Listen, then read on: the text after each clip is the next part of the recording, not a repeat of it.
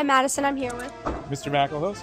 So, Mr. MacLehose kind of organizes and puts together the Veterans Day Assembly here at Stanford High, and we just kind of wanted to know more about why you started it. Sure. Well, I was actually picking up a tradition that Mr. Pavia, a former principal here, had done for years. He used to do it every Memorial Day, and that time there were still a lot of World War II and Korean veterans who were still alive, and they would come in, and it was just a great time for kids to see veterans and when they had served. So unfortunately those numbers have gone down a lot, but we've been keeping it going. I revived it around 2007 or so.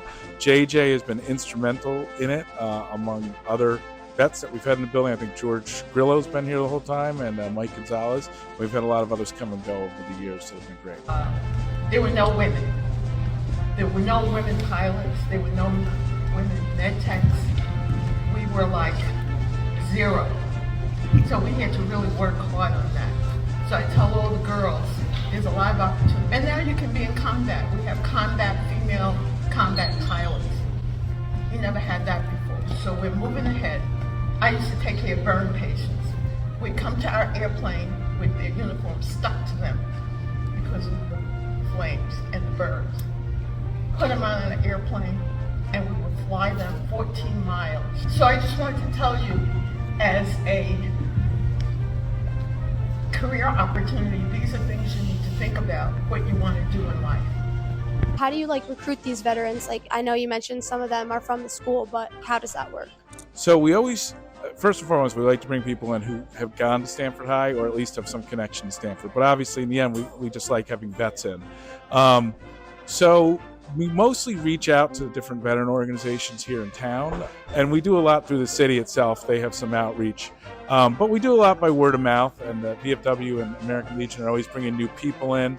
So I would definitely recommend, if you know people in the area that served at any time, anywhere, whether it's peacetime or not, have them get in touch with Stanford High. We'd love to bring them in. When the veterans come to school, what do you kind of ask them to talk about and discuss with the students that come to the assembly? So we always just kind of let them talk about their service and what it means to them. We, of course, also always have JJ, who comes in and he just does That's me, which is outstanding.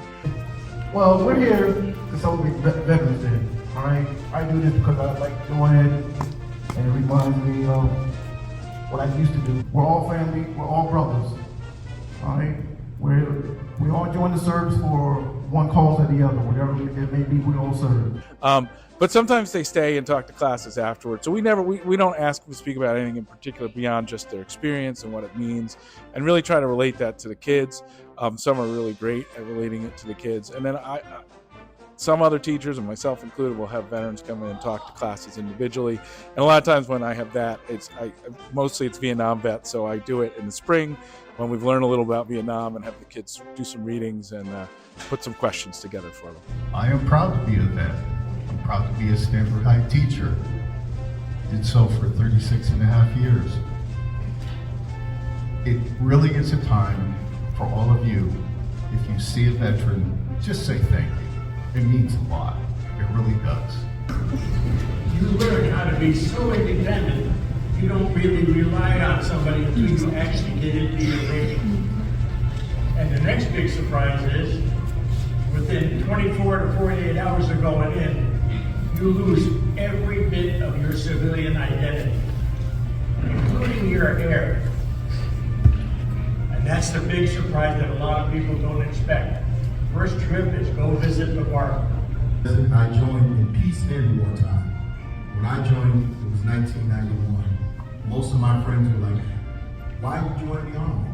There's a war going on, Desert Storm. When I first went into the Army right during basic training, I went to a unit that was just coming back from the desert. So I'm kind of a go-between war and peacetime veteran. I remember sitting in chairs just like this many years ago, and it wasn't veterans, but it was recruiters that came around to the school, and they were talking about us about joining the service. But my experience going into the military was different. I guess everybody got a different story. Amazing. JJ, do you have anything to add about the Veterans Day Assembly here? Well, Veterans Day, it's always something special for me. Mr. MacLehose, he puts everything together, but he gives me the mic.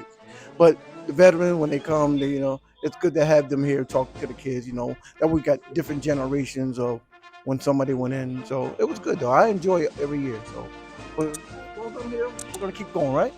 Absolutely, same with me, and hope to keep it going after we're gone. Thank you guys.